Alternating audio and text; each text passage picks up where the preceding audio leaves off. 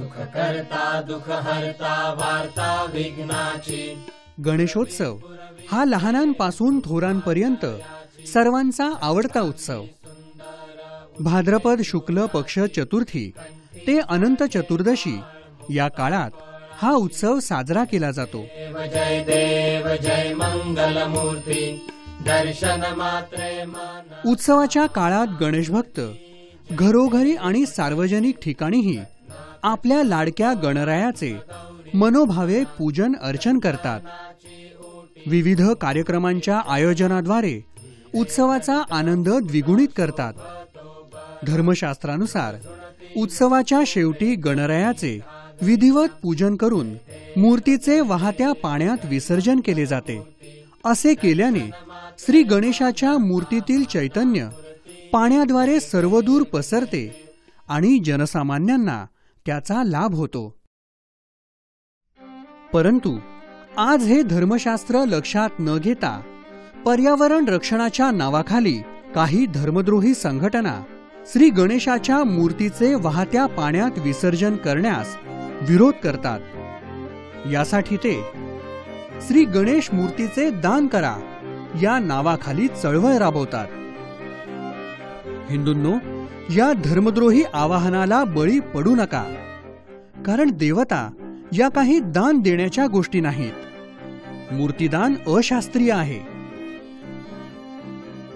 भाविकांनी दान केलेल्या मूर्ती धर्मद्रोही तेथेच टाकून जातात किंवा दगडाच्या खाणीत टाकून त्यांची विटंबना करतात। याचे पाप मूर्तिदान करणाऱ्यालाही भोगावेच लागते। हिंदूंनो, मूर्तिदान करून श्री गणेशाची अवकृपा ओढवून घेऊ नका। श्री गणेश मूर्तीचे विसर्जन घरच्या घरी बालदीत किंवा टबमध्ये तसेच कृत्रिम हौदांमध्ये करणे धर्मशास्त्राला धरून नाही। कृत्रिम हौदात श्री गणेश मूर्तींचे विसर्जन केल्यानंतर पालिकेचे कर्मचारी मूर्ती पाण्यात विरघळण्यापूर्वीच त्या हौदातून बाहेर काढतात। असे करणे धर्मशास्त्राच्या विरोधात आहे। हौदात विसर्जित केलेल्या मूर्ती बऱ्याचदा कचऱ्याच्या गाडीतून नेल्या जातात। श्री गणेश मूर्तीचे विसर्जन झाल्यानंतर हौद बुजवण्यापूर्वी त्यातील पाणी काही ठिकाणी गटारात सोडून देण्यात येते। ही सुद्धा श्री गणेशाची एक प्रकारे विटंबनाच आहे।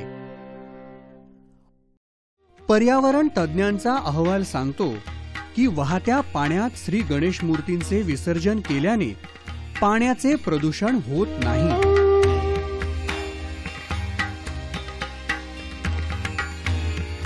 वर्षभर कारखाने किंवा अन्य प्रकारे होणाऱ्या जलप्रदूषणाबाबत काहीही न करणाऱ्या धर्मद्रोह्यांना धर्मकार्यात लुडबुड करण्यापासून रोखा।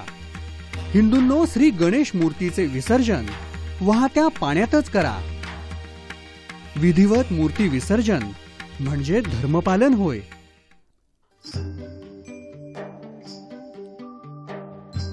आदर्श गणेशोत्सव साजरा करण्यासाठी प्लॅस्टर ऑफ पॅरिसच्या किंवा कागदी लगद्याच्या मूर्तीऐवजी शाडू मातीची मूर्ती आणा। रासायनिक रंगांऐवजी नैसर्गिक रंगांचा वापर करून मूर्ती बनवण्याचा मूर्तिकारांकडे आग्रह धरा। उंच आणि अवाढव्य मूर्ती न आणता लहान आकाराची मूर्ती आणा। मूर्तीबरोबर निर्माल्य विसर्जन करताना प्लास्टिकच्या पिशव्या बाजूला काढा। हिंदू जनजागृती समिती मूर्तिदानाद्वारे होणारा धर्मद्रोह रोखण्यासाठी कार्यरत आहे। समितीच्या वतीने इतस्ततः टाकल्या गेलेल्या श्री गणेशाच्या मूर्तींचे पुन्हा विसर्जन करण्यात येते। धार्मिक उत्सवांमध्ये होणारे गैरप्रकार रोखून आदर्श उत्सव साजरे करण्यासाठी हिंदू जनजागृती समिती कटिबद्ध आहे।